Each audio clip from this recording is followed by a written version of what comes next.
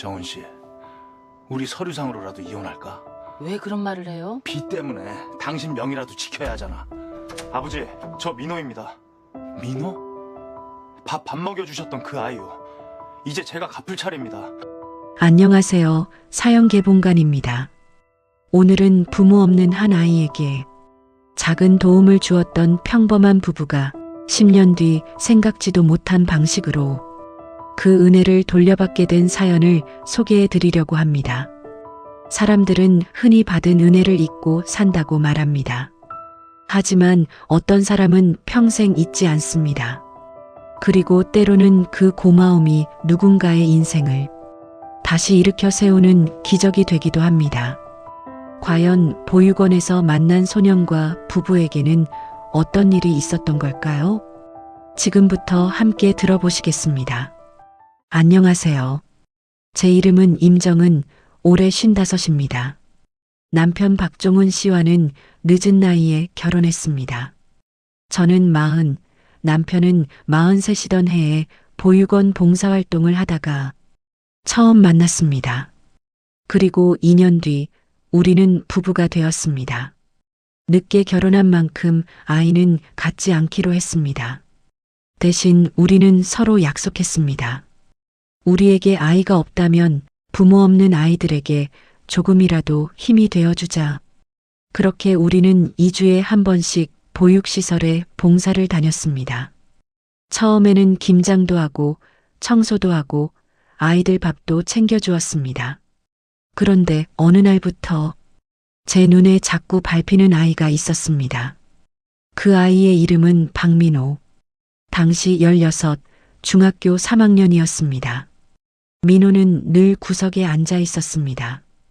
다른 봉사자들이 말을 걸어도 고개만 숙였고 보육원 선생님들과도 꼭 필요한 말만 했습니다. 그래도 아이들과는 가끔 짧게 웃으며 이야기했습니다. 그 모습이 이상하게 마음에 남았습니다. 무엇보다 민호는 늘 옷이 허름했습니다. 한겨울인데 점퍼는 너무 얇았고 운동화 밑창은 거의 닳아 있었습니다. 저는 남편에게 말했습니다. 저 아이 자꾸 신경 쓰여요. 남편도 조용히 고개를 끄덕였습니다. 하지만 우리는 함부로 다가가지 않았습니다.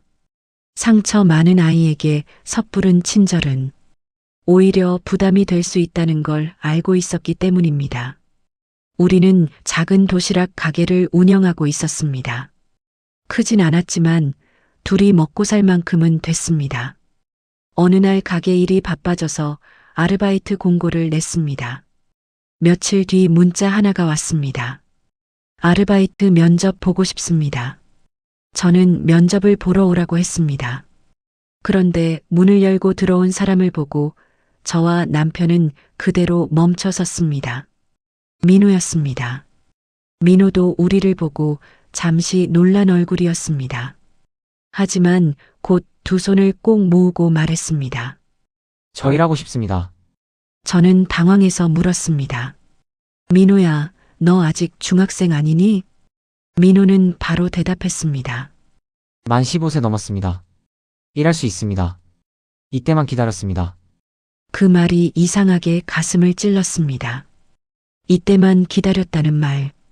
아이 입에서 나오기엔 너무 무거운 말이었습니다. 남편이 조심스럽게 물었습니다.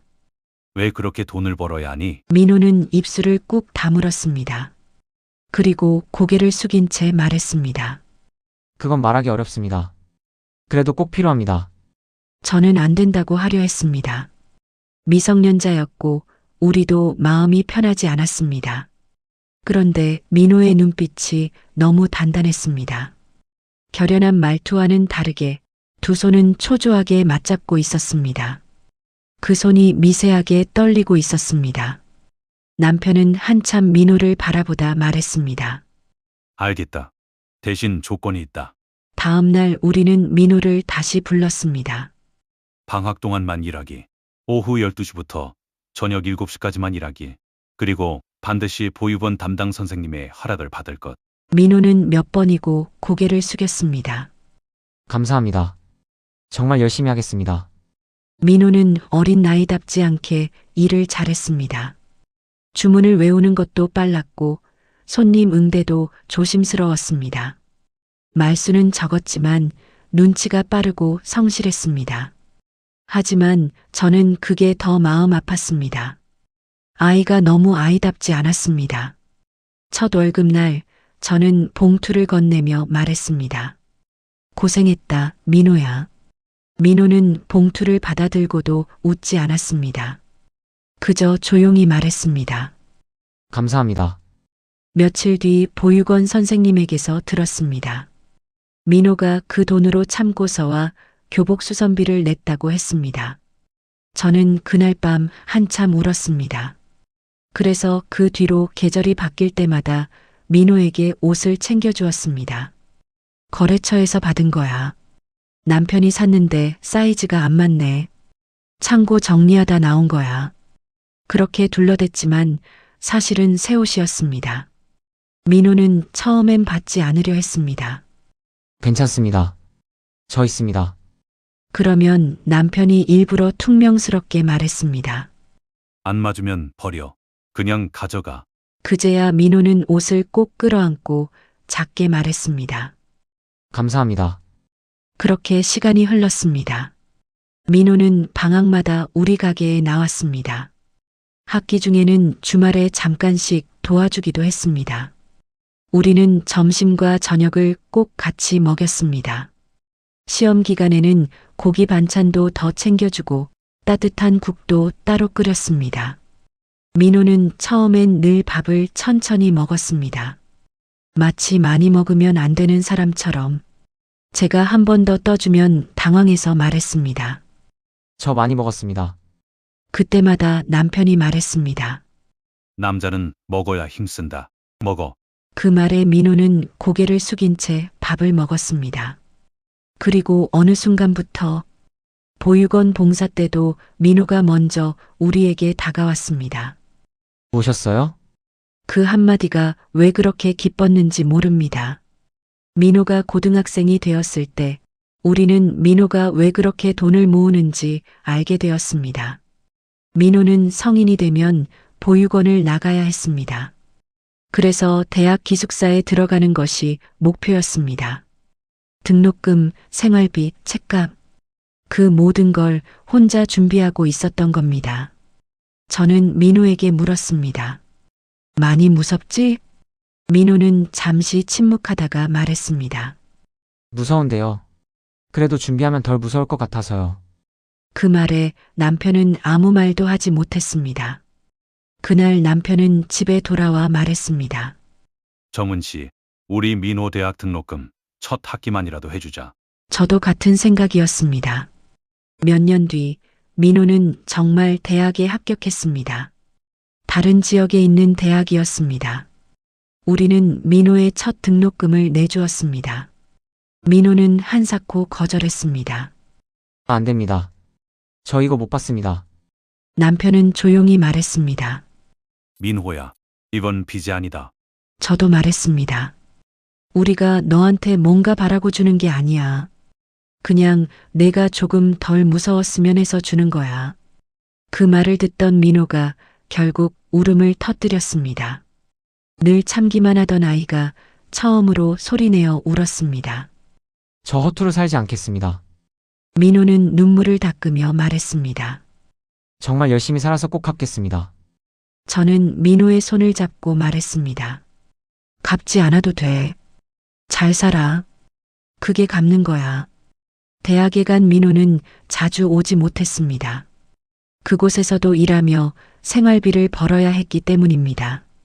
그래도 명절마다 작은 선물을 보내왔습니다. 양말, 홍삼 젤리, 손편지. 비싼 건 아니었지만 편지 속 글씨 하나하나가 귀했습니다. 그러다 민호는 장학금을 받고 미국 유학을 가게 되었습니다.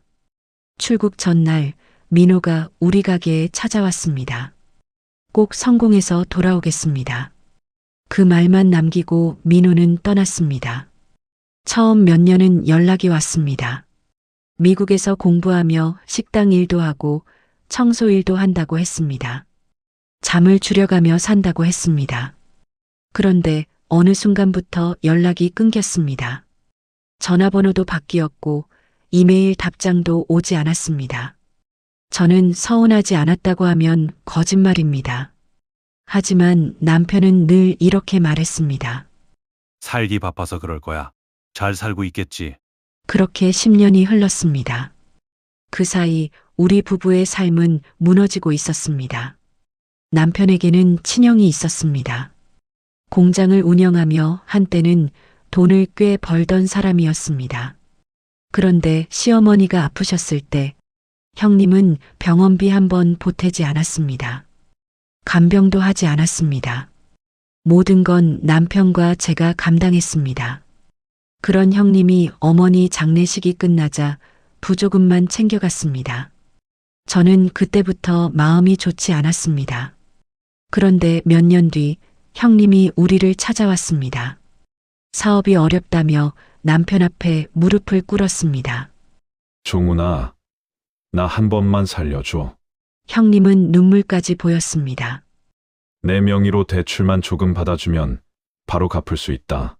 진짜 마지막이다. 저는 반대했습니다.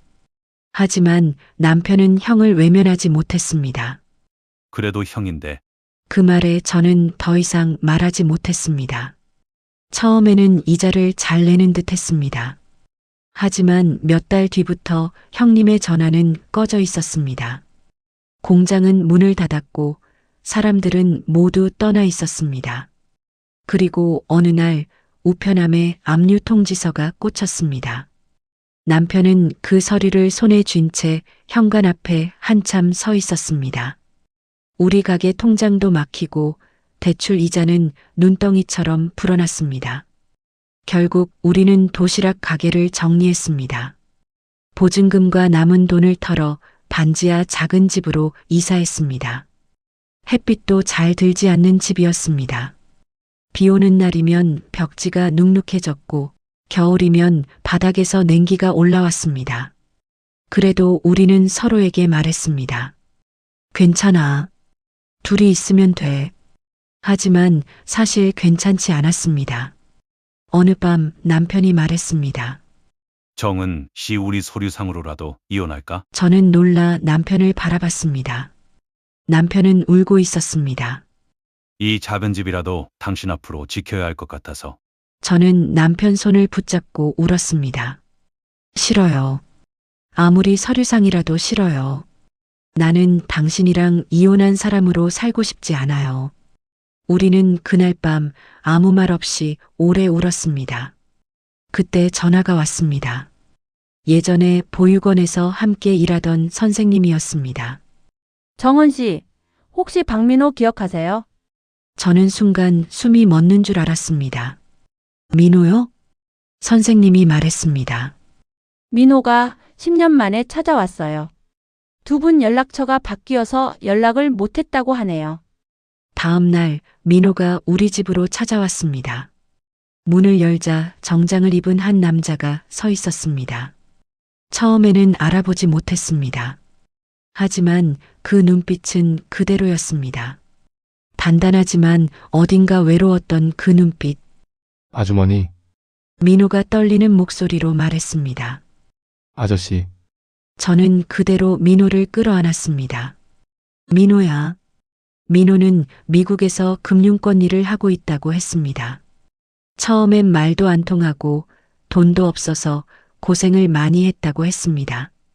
공부와 일을 병행하느라 연락할 여유조차 없었고 중간에 휴대폰과 이메일도 바뀌며 우리와 완전히 연락이 끊겼다고 했습니다. 그리고 한국에 돌아오자마자 보육원을 찾아갔다고 했습니다. 민호는 우리 집을 둘러보더니 아무 말도 하지 못했습니다. 낡은 벽지, 작은 밥상, 구석에 접힌 이불. 그걸 보던 민호의 눈시울이 붉어졌습니다. 남편은 애써 웃으며 말했습니다. 민호야, 우리는 괜찮다. 내가 잘 살면 됐다. 그때 민호가 고개를 저었습니다. 아니요. 민호는 우리 앞에 무릎을 꿇었습니다. 이제 제가 갚을 차례입니다. 저는 놀라 말렸습니다. 민호야, 이러지 마. 그러자 민호가 울먹이며 말했습니다. 저한테 처음으로 따뜻한 밥을 먹여준 분들이세요. 겨울마다 옷을 사주고도 거래처에서 받은 거라고 거짓말 하셨잖아요. 등록금 내주시면서 빚 아니라고 하셨잖아요. 저는 그거 한 번도 잊은 적 없습니다. 남편도 결국 고개를 숙였습니다. 민호는 변호사와 상담사를 연결해 주었습니다. 남편이 더 이상 혼자 빚에 눌리지 않도록 개인회생과 법적인 절차를 알아봐 주었습니다. 형님에게 속아 떠하는 채무도 하나하나 정리했습니다. 우리가 이해하지 못하는 서류를 민호가 옆에서 설명해 주었습니다. 아버지, 이건 제가 볼게요. 그 순간 남편이 멈칫했습니다. 아버지. 민호가 처음으로 남편을 그렇게 불렀습니다. 저도 민호를 바라봤습니다. 민호는 조용히 말했습니다. 혹시 그렇게 불러도 될까요? 남편은 아무 말도 못하고 민호를 끌어안았습니다. 그 후 민호는 우리가 살 집도 알아봐 주었습니다. 대단한 집은 아니었습니다. 하지만 햇빛이 잘 들고 작은 정원이 있는 조용한 집이었습니다. 저는 그 집을 보자마자 눈물이 났습니다. 마당 한편에 작은 꽃을 심을 수 있는 공간이 있었습니다. 민호가 말했습니다. 어머니가 예전에 그러셨잖아요. 나중에 작은 마당 있는 집에서 꼭 키우고 싶다고. 저는 그 말을 기억하고 있다는 사실에 또 울었습니다. 시간은 다시 흘렀습니다. 어느 날 민호가 한 여자를 데리고 우리 집에 왔습니다.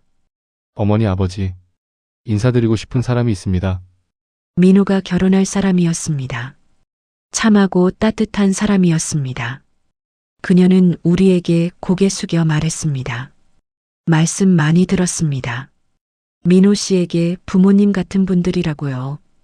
결혼식 날 우리는 조용히 뒷자리에 앉으려 했습니다. 민호가 잘 자란 것만 봐도 충분하다고 생각했습니다. 그런데 식이 시작되기 전 민호가 우리에게 다가왔습니다. 그리고 말했습니다. 어머니, 아버지, 왜 거기 앉아 계세요? 저는 당황해서 말했습니다. 우리는 여기 있으면 돼. 내 진짜 자리는 앞이잖아. 민호가 제 손을 잡았습니다. 제 진짜 자리가 어디인지 제가 제일 잘 압니다. 잠시 뒤 사회자의 목소리가 울렸습니다. 이어서 신랑 부모님 입장이 있겠습니다. 저와 남편은 얼어붙었습니다. 그때 민호가 우리 손을 잡고 말했습니다. 제 부모님은 두 분입니다. 결혼식장 안이 조용해졌습니다. 그리고 곧 박수가 터져 나왔습니다. 저는 민호의 손을 잡고 걸었습니다. 16살 낡은 운동화를 신고 우리 가게 문을 열고 들어왔던 아이. 밥 한 그릇도 마음껏 먹지 못하던 아이.